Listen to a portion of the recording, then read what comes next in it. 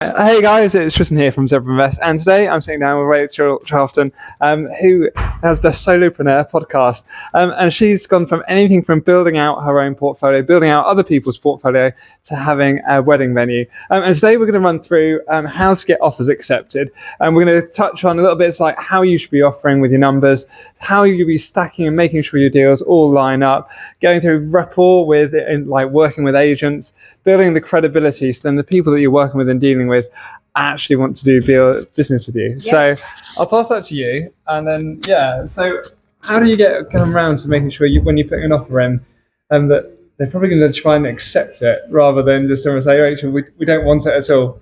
Well, when I send in my offer email, they already have a rough estimation of where I'm going to land. So it's not a terrible shock to them when they open my email, because I would have been talking to the agent and I will probably say to them when they're talking to me, well, I was thinking of offering in this sort of area. And even if they sort of throw up their hands in horror at that point and go, don't insult us, I'm still going to send it in at that time, because it's not for them to say, is it? It's the seller.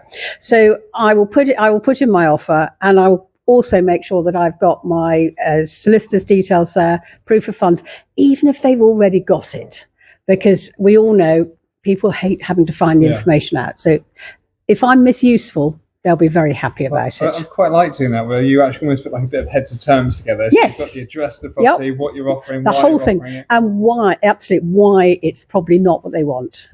But I know that we had some discussions about numbers, for instance, and you like round numbers, don't you? I always like really random numbers, but I usually start going round. I go round, and then random at the end. So they look at it like, that's as much as he's going to go to. Whereas I have a completely different approach. So when I first see what an agent wants for a building, I then work out what all the percentages are. So I'm always taking away 5%, 10%, plus 1%. You're always stacking it from the top down at the Absolutely, end of the deal, yes. Working it back through rather than... So that, to me, is why I get some really obscure numbers. Yeah. You know, I really can have the 92, 375 numbers, because I've taken that 1% off and I've added 2 on over there, and I've taken off the price of a new roof. And so I get this bizarre number.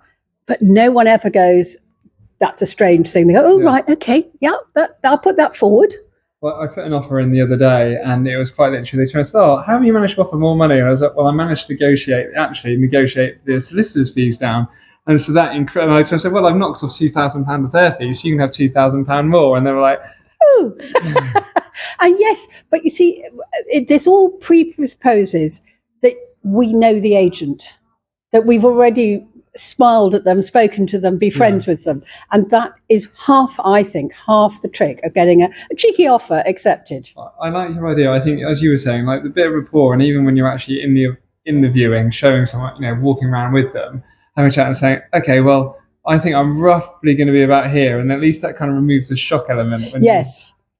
And you can get a bit of a feel for it as well, because we know agents, they've got to report back to the vendors. And they do want to make sure that they're not being laughed out of town. But if everybody is coming in low, then there is something wrong with the house. But if you've got something you can offer, like I had a cash buyer who said, look, I can complete in 4 to 6 weeks if that's what you want. Yeah. Can I have a discount? And I said, yeah, go for it. I gave him a 10% discount because I just had a massive uplift anyway. He thought he got a bargain. I knew I'd done terribly well, and the agent was thrilled. Yeah. So, getting an offer accepted is not a hard and fast science. It is about understanding where the others are coming from. Oh, yeah, that's good. But then, so I think the other bit, so obviously we've just touched on rapport, but how do you kind of try and demonstrate your credibility when you put an offer in?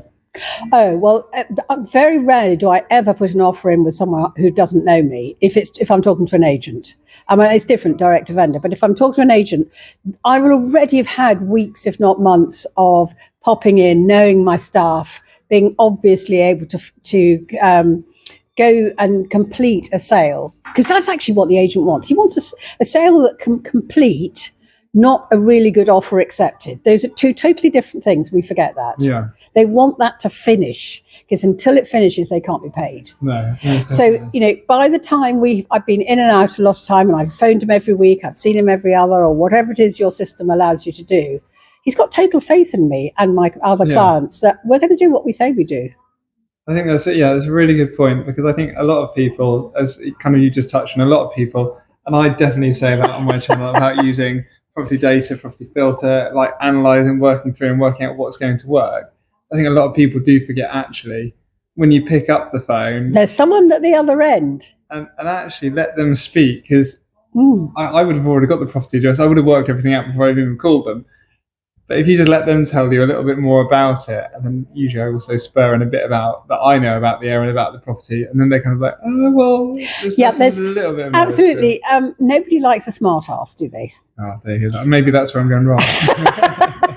And you've got to remember, it is the agent's job to sell houses. So he does think that he knows it all. So you can prove that you know what you know. And actually, we are buying for a different reason than they are selling, because we're not, a large proportion of their buildings are forever homes, sold in a different way. But it is about us coming in, building the rapport. And even if you are someone who likes to sit in the back room, under the cover of darkness, just doing lots and lots of figures, the vendor is not a figure, it's a person, and everything comes down to humans. Yeah, it's definitely. All right. Well, Rachel, thank you very much for running through that. So hopefully, guys, that helps you get a few more offers accepted when you're going out and working with agents. You need offers accepted. And if you've got any questions or comments, drop them in the below. Hope you like this video and subscribe to the channel. And we're going to have a few more videos going through with Rachel. And as I said, you can find her Solopreneur podcast live and on Spotify, but there's plenty of other places. So there we go.